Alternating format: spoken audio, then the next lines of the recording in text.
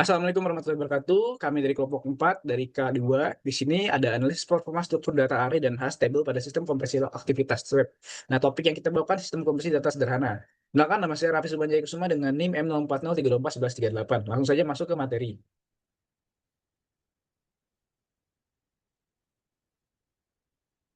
Oke, di sini latar belakang dari ini adalah pertumbuhan data digital, volume data digital nih seperti catatan transaksi atau low aktivitas sistem yang terus meningkat secara signifikan. Ya, ini adalah lifetime update banget. Terus juga keterbatasan sumber daya lonjakan volumenya itu akibatnya itu menyebabkan pembengkakan kebutuhan ruang penyimpanan memori fisik. Terus juga hambatan jaringan prosesi transmisi atau pengiriman informasi melalui jaringan komputer. Itu menjadi lebih lambat banget. Nah, dampaknya efisiensi menumpukan data teks yang tidak dikelola dengan baik akan menurunkan efisiensi serta performa sistem secara keseluruhan. Itu adalah latar belakang dari kegiatan ini. Selanjutnya, rumusan masalah seperti yang kita paparkan, bagaimana merancang, bagaimana menganalisis struktur data apa yang paling efektif. Dari ketiga itu udah based on apa yang sudah kita research, apa juga yang akan kita terapkan nanti. Lanjut. Oke, di sini ada tujuan dan batasan. Yang pertama tujuannya tentu membangun sistem kompresi data teks yang sederhana, tapi bisa melakukan encoding dan juga decoding. Yang kedua, mengimplementasikan struktur data untuk menyimpan apa? Frekuensi, karakter, dan kode kompresi. Yang ketiga, menganalisis performa sistem berdasarkan kecepatan proses dan efisiensi penggunaan memori. Tujuan itu sudah kita terapkan based on dari rumusan masalah yang kita buat. Terus juga ada batasan. Tidak ada operasi delete pada data teks, tidak ada penyimpanan file teks asli, tidak ada UI, tidak ada pengujian otomatis multi ukuran, tidak ada kompresi selain Huffman. Ini sudah kita tinjau berulang kali. Selanjutnya, nah, ini adalah konsep struktur data yang digunakan. Yang pertama ada array. Nah, seperti yang biasa kita ketahui, array itu struktur data yang menyimpan sekumpulan elemen secara berurutan di dalam memori dan dapat diakses secara langsung. Saya menggunakan konsep dari Siahan dan Totogan 2021. Terus juga ada hash table. Hash table struktur data yang menggunakan array untuk menyimpan data, tapi ini berdasarkan hasil perhitungan fungsi hash. Nah, seperti yang sudah diriset oleh Topia Fernandez tahun 2022, hasil struktur ini memungkinkan proses pencarian data dilakukan secara cepat melalui pemetaan kunci dan indeks tersebut. Itu adalah salah satu konsep yang saya gunakan karena ini adalah sangat relevan dengan penelitian kami. Selanjutnya. Nah, ini adalah kompleksitas waktu dan ruang teoritis. Nah, ini yang pertama ada array, kompleksitas waktunya itu ada access, search, dan insert, dan delete. Nah, tapi di sini kita bisa lihat dari accessnya data diakses itu langsung melalui indeks. Kalau misalnya search program pakai indeks ASCII secara langsung, kalau insert dan delete itu membutuhkan pergeseran elemen data. Kalau kompleksitas ruang, memory allocation, dan juga memory statis. Bergantung pada jumlah elemen, yang memory statis menggantung kapasitas tetap dari 256 karakter SC. Nah, selanjutnya ada hash table atau separate chaining, kompleksitas waktu. Ada access, search, delete, access, search, insert, dan delete. Terus ada collision yang dicegah dengan load factor dan penanganan collision. Terus juga ada kompleksitas ruang, memori dynamic, itu n sama dengan jumlah data unik, m sama dengan jumlah bakat, dan ditambah ruang pointer cap symbol. Selanjutnya. Oke, selanjutnya akan dilanjutkan oleh teman saya. Baik, terima kasih atas kesempatannya. Perkenalkan, nama saya Abdadi Nurfiansyah dengan NIM M0403241003. Jadi, studi kasus sejenis di sini kami menemukan dua. Yang pertama itu dari Prayoga dan Suryaningrum pada tahun 2018, di mana mereka itu mengimplementasikan algoritma Huffman dan RLE untuk kompresi file TXT. Hasilnya tuh menunjukkan kalau rasio kompresi itu bergantung pada jumlah karakter dalam string, bukan ukuran file. Nah, mereka ini melakukan penelitian yang sedikit berbeda dengan kita, di mana kalau sistem kita tuh menggunakan hubungan murni gitu yang bersifat lossless sehingga hasil dekompresi identik dengan file aslinya. Selanjutnya, penelitian yang dilakukan oleh Tapia Fernandez pada tahun 2022, mereka tuh menguji performa berbagai implementasi hash table dengan menggunakan bahasa C++, Java, dan Python. Terus hasilnya hash table tuh punya kompleksitas teoritis O1 di mana performa nyatanya tuh menurun ketika ukuran data melampaui batas cocok memori L3. Terus juga jurnal ini tuh menegaskan kalau penggunaan array sebagai struktur dasar dengan separate chaining itu untuk mengenangani collision, di mana ini mirip dengan eh, project yang kita lakukan di mana menggunakan hash table dengan separate chaining. Selanjutnya, nah, desain arsitektur program. Jadi, program yang kita buat tuh intinya ada 8 langkah, di mana yang pertama itu kita membaca file input TXT-nya dulu. Terus yang kedua, menganalisis frekuensi kemunculan karakter. Setelah itu, setelah membaca frekuensi kemunculan karakter itu, kita bakal membentuk kode kompresi dalam biner yang lebih sederhana. Setelah itu kita bakal ngakuin encoding berdasarkan kode kompresi. Terus yang kelima itu kita bakal nyimpan file kompresi dengan format yang berbeda. Misalnya kan tadi kita file inputnya txt gitu atau gz. Nanti kita bakal ngerubah formatnya jadi titik .zkw. Terus habis itu yang keenam membaca file kompresi untuk nantinya di dekompresi. Terus yang ketujuh kita melakukan proses dekompresi dan yang kedelapan kita mengukur performa setiap struktur data yang digunakan. Struktur datanya apa aja? Jut. Nah, struktur data yang kita gunakan tadi itu untuk project ini adalah array dan hash table. Di mana kalau array itu kita kenapa kita menggunakan array karena dia bisa mengakses indeks secara langsung gitu dan dia juga memiliki 250 slot. Kenapa 250 slot? Ini sesuai sama nilai dalam ASCII gitu. Maksudnya nilai byte dalam ASCII di mana itu adalah 0 sampai 255. Terus setiap karakter itu bakalan dikonversi ke nilai angka ASCII dan langsung dipakai sebagai index array. Terus yang kedua kita pakai hash table dengan metode separate chaining. Eh, Hash table yang kita gunakan tuh struktur dasarnya pakai vektor karena ukurannya tuh bisa bertambah secara fleksibel saat load vector mencapai batas. Terus yang kedua, maksudnya poin kedua kita pakai hash table itu adalah karena penanganan collision menggunakan separate chaining, yaitu data yang bertabrakan dihubungkan dengan menyimpan alamat berikutnya sehingga collision dapat dihindari lebih baik. Selanjutnya, algoritma utama. Nah, algoritma utama yang kita gunakan itu adalah Huffman code dengan bantu Huffman tree untuk menentukan kode biner berdasarkan frekuensi yang paling sering muncul. Huffman tree digunakan untuk menghasilkan kode biner yang bersifat prefix tree sehingga proses decoding tidak tabrakan dan ambigu. Jadi Huffman code ini intinya adalah bagaimana cara kita tadi kan kita sudah menghitung ya frekuensi kemunculan karakternya berapa kali, misalnya berapa gitu.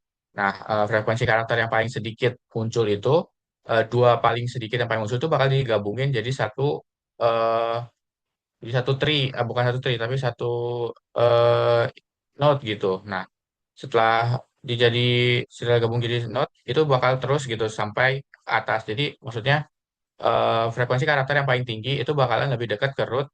Terus habis itu frekuensi karakter yang jarang muncul itu bakal lebih dekat ke leaf. Selanjutnya, nah, detail implementasi setiap struktur data. Yang pertama array. Jadi di sini kita array itu pakai dua array utama, di mana yang pertama itu frekuensi, terus yang kedua itu kode. Jadi frekuensi ini buat apa? Frekuensi ini untuk menyimpan jumlah kemunculan tiap karakter via increment index ASCII. Jadi dia ini untuk menyimpan berapa kali karakter itu muncul gitu dalam indeks ASCII.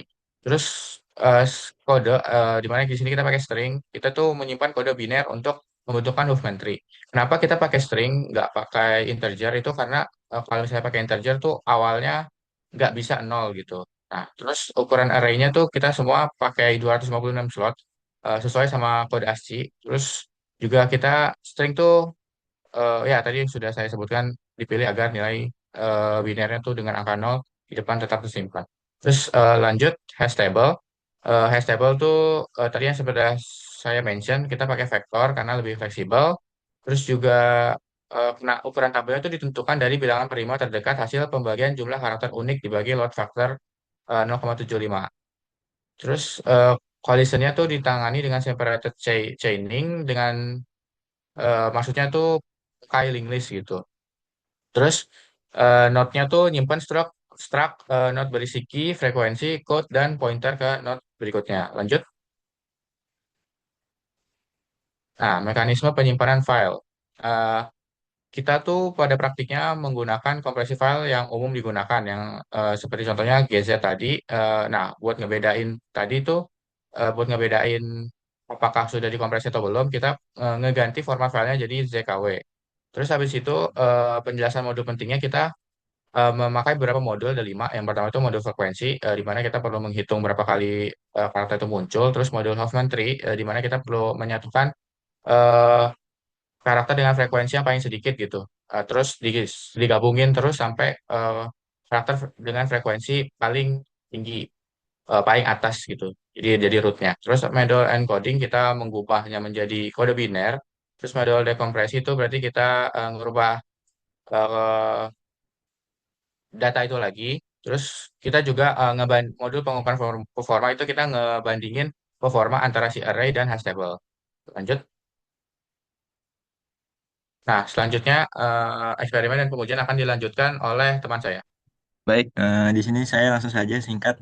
Untuk eksperimen ini kita menggunakan data kecil, sedang, dan besar, yang mana untuk data byte atau 1 MB.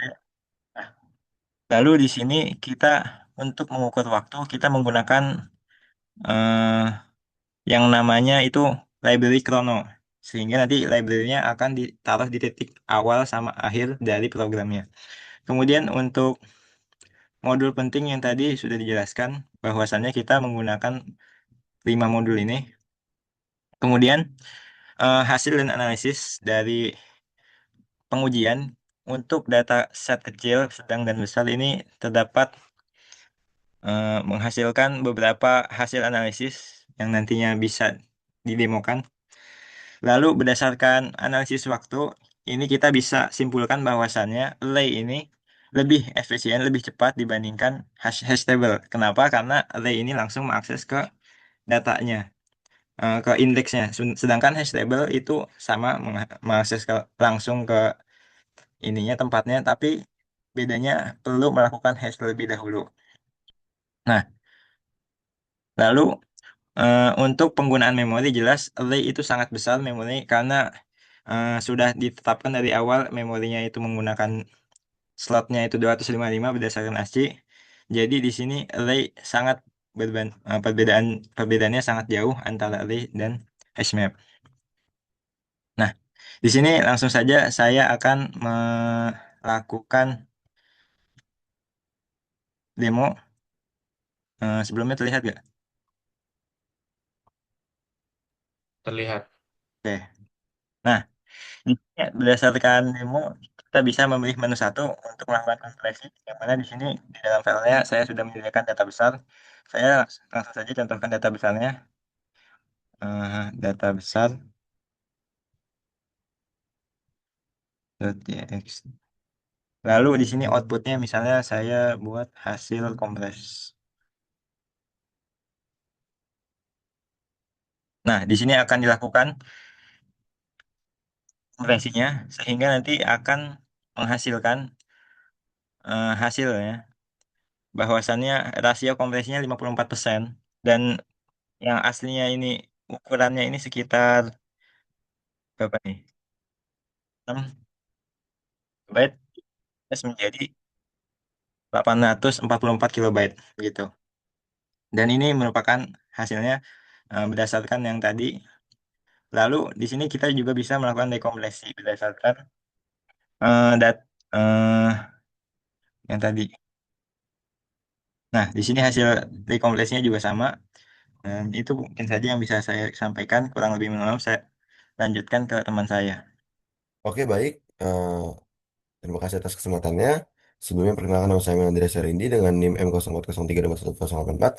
Oke, selanjutnya di sini ada diskusi trade-off, yaitu berdasarkan hasil eksperimen yang sudah dilakukan, kita menemukan bahwa struktur data array unggul soal kecepatan karena langsung mengakses ke dalam indeks. Meskipun memiliki kecepatan dalam pemrosesan, implementasi array seperti ini sangat menghabiskan memori sehingga hanya dapat digunakan saat menggunakan data besar. Nah, kurang lebih seperti itu. Lalu selanjutnya untuk kesimpulan dan rekomendasi yaitu pertama, ringkasan temuan utama, struktur data berpengaruh pada waktu berbagai proses dan ukuran penggunaan memori, namun tidak mempengaruhi hasil kompresi dan dekompresi karena algoritma yang digunakan sama Huffman sederhana. Nah, lalu struktur data paling optimal dan alasannya. Struktur data yang paling optimal adalah hash table karena data dapat meminimalkan memori. Lalu saran pengembangan lanjutan. Pengaplikasian kompresi file dapat menggabungkan berbagai struktur data dan tidak terpaku pada satu struktur data saja. Oke. Untuk disclosure penggunaan AI yaitu bagian laporan yang menggunakan AI dalam penyusunan laporan proyek analisis performa struktur data dan hash table pada sistem kompresi log aktivitas web ini, penulis menggunakan AI untuk membantu proses penerjemahan literatur. Nah, jadi penjelasan pemahaman penulis, kami sebagai penulis memahami sepenuhnya setiap bagian dari laporan proyek analisis performa struktur data array dan hash table pada sistem kompresi log aktivitas web ini. Oke. Nah, Jadi kurang lebihnya itu dari kelompok kami. Kurang lebih ya mohon maaf. Terima kasih. Assalamualaikum warahmatullahi wabarakatuh.